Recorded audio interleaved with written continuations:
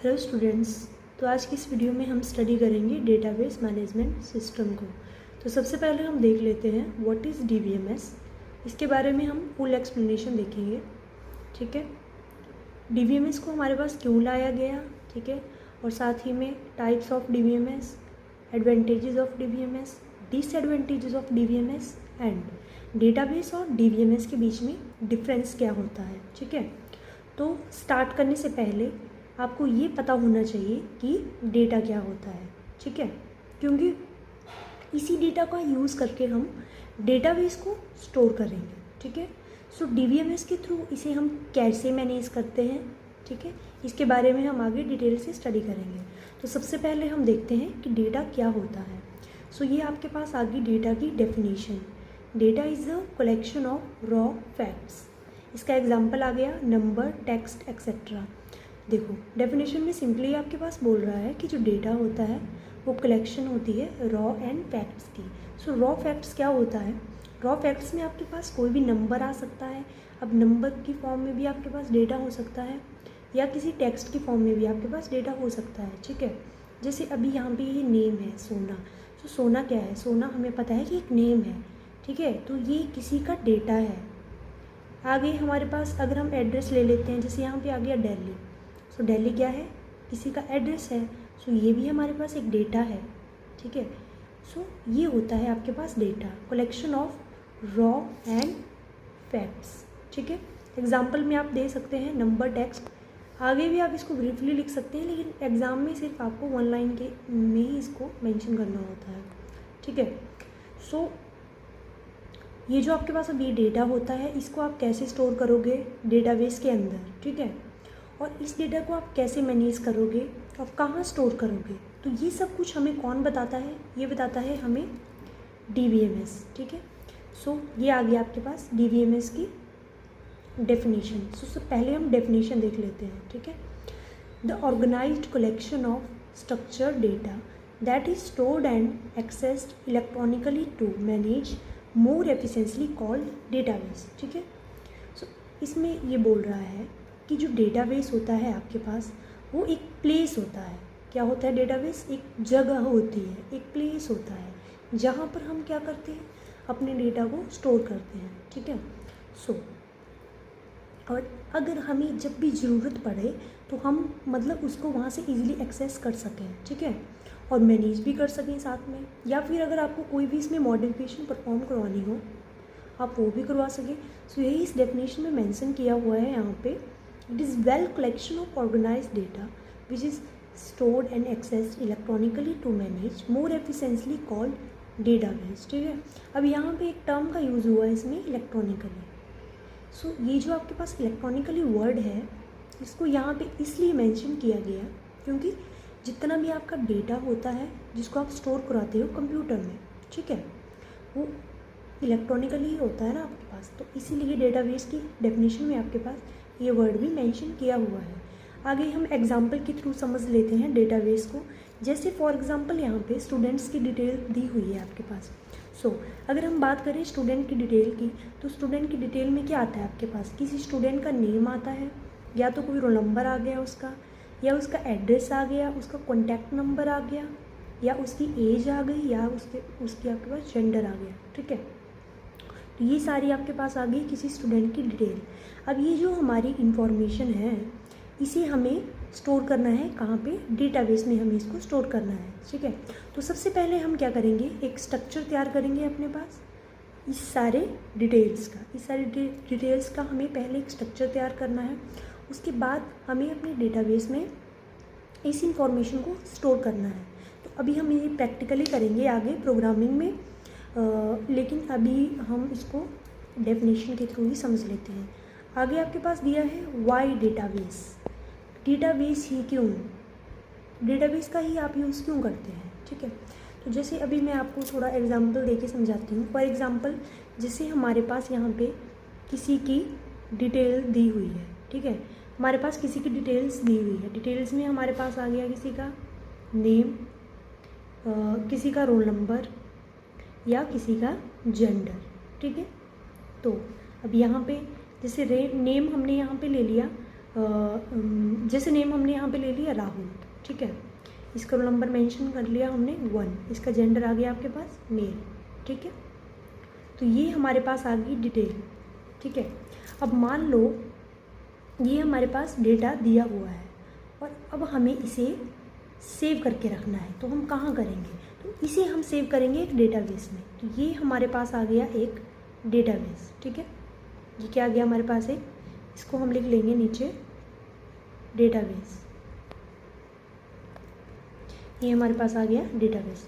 अब जैसे यहाँ पे हमारे पास डेटा दिया हुआ है नेम राहुल 1 और ये मेल, अब हमें इस सारे डेटा को यहाँ स्टोर कराना है, ठीक है। तो अब हमने क्या किया, इस सारे डेटा को यहाँ पे स्टोर करवा लिया। अब ये जो हमारा ये वाला डेटा है कि डेटाबेस में आ चुका है, ठीक है।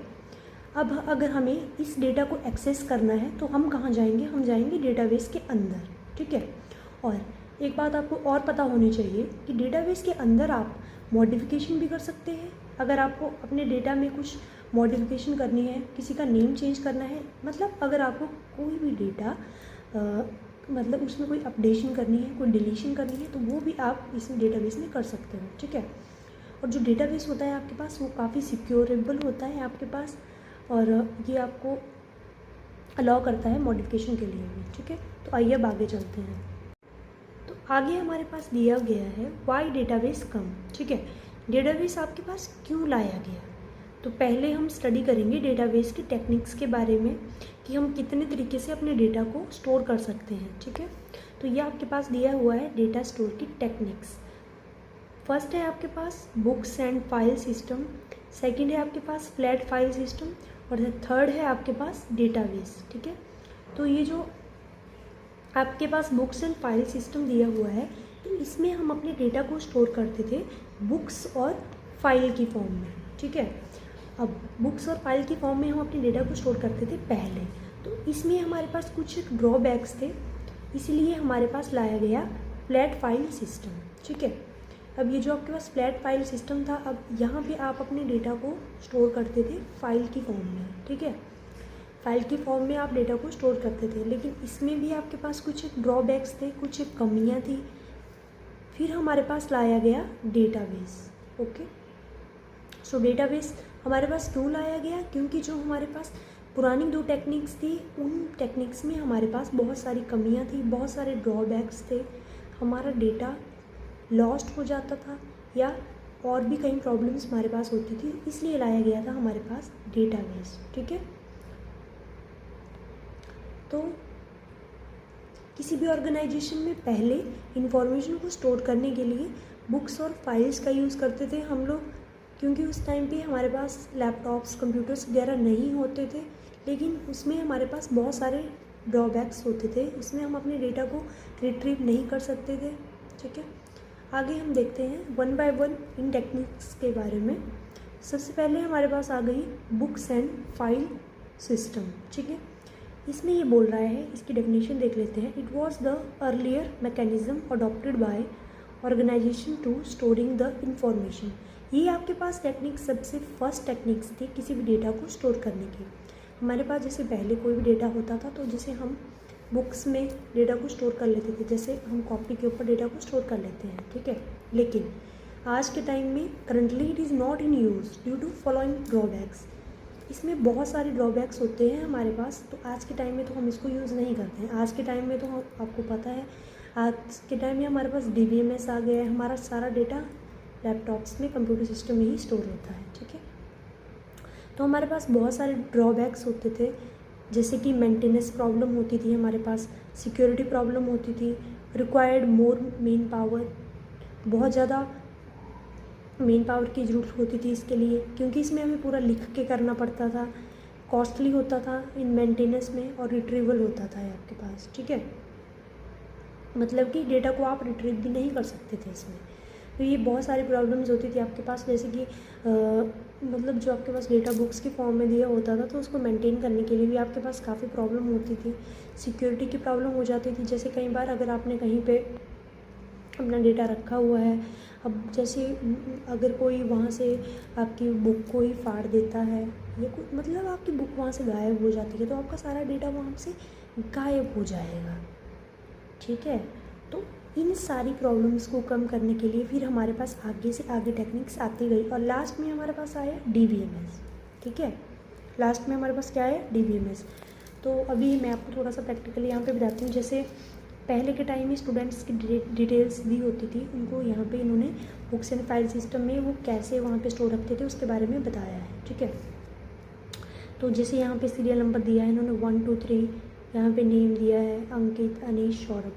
तो इनका रोल नंबर 1 था और रोल नंबर इसका 100 आ गया। इसकी जीमेल दी हुई है ये और इसका कोर्स है ये, ठीक है। अनीश के बारे में भी पूरा यही लिखा गया है, सौरभ के बारे में भी पूरा यही लिखा गया है। तो ये हमारे पास पूरा डेटा आ गया। अब हमने इस डेटा को स्टोर करके रखा है बुक एंड फाइल सिस्टम में।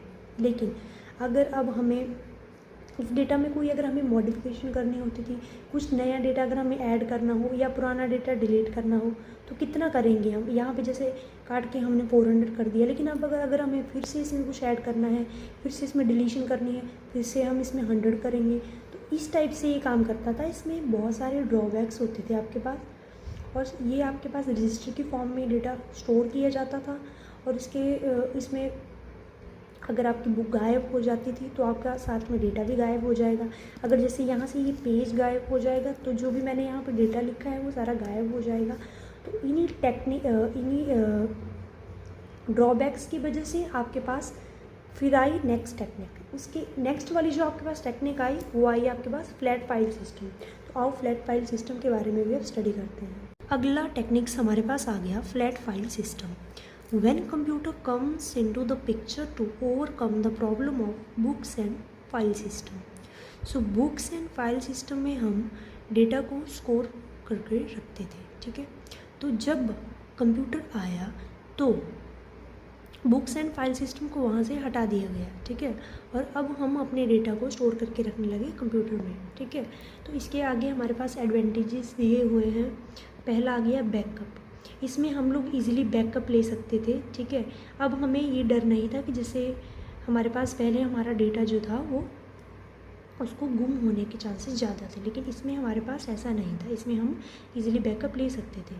सेकंड अब एडवांटेजेस आ गया इसका एडिटिंग, ठीक है। अब अगर हमने गलती से गलत डेटा इसमें एंटर कर दिया है या हम कोई चेंजिंग करना चाहते हैं तो हम इसमें एडिटिंग कर सकते थे, ठीक है। थर्ड आ गया रिमोट एक्सेस। इसमें हम रिमोट एक्सेस कर सकते थे, ठीक है।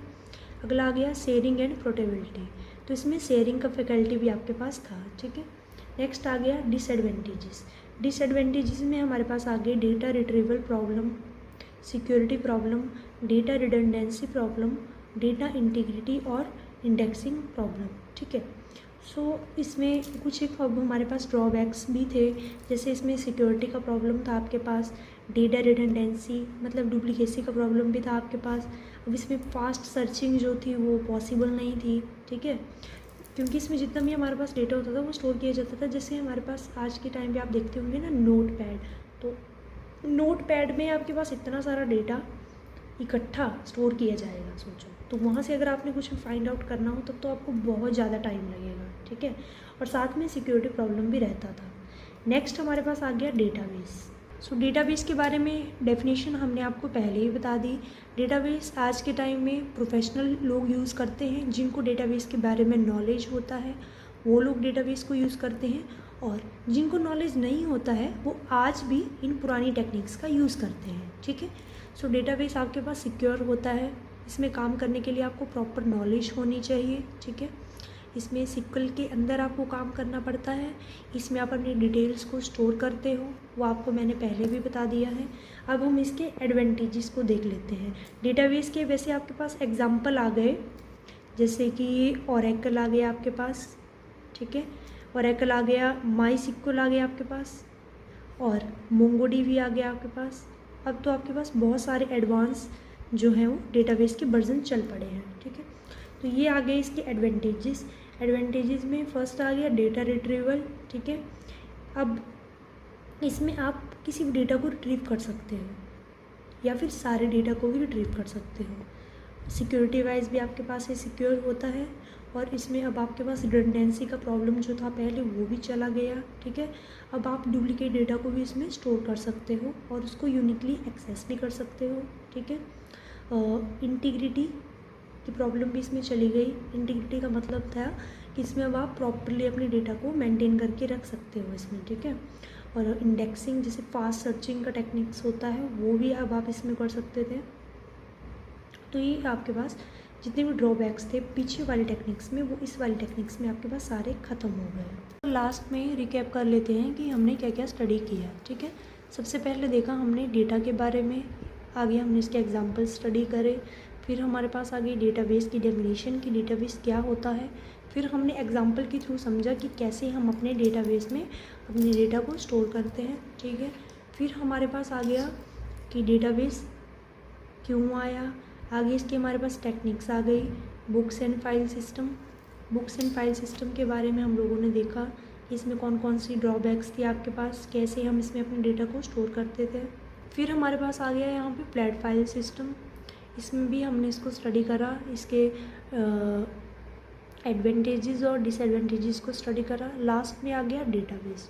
सो नेक्स्ट वीडियो में अब हम स्टडी करेंगे DBMS के बारे में, क्योंकि ये वाला वीडियो बहुत ज़्यादा लॉन्ग हो गया। Thanks for watching.